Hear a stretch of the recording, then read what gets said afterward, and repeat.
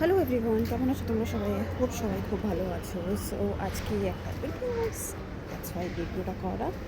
আমার মনে হচ্ছে যে আমার ওয়েটটা কম হয়েছে একটু, লাইক পেটটা একটু ঢুকেছে। মনে হওয়ার কারণটা এটাই যে জিন্সগুলো যেগুলো টাইট হচ্ছিলো সেগুলো একদম ঢিলা হয়ে যাচ্ছে। যাওয়ার সময় ভেবেছি ওয়েটটা একটু মাপাবো, তো লেটস সি। এখন but I am happy.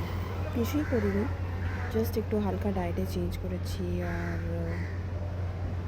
Obviously walking, exercise তো আমাদের হচ্ছে না, করবো কিছুদিন পরে।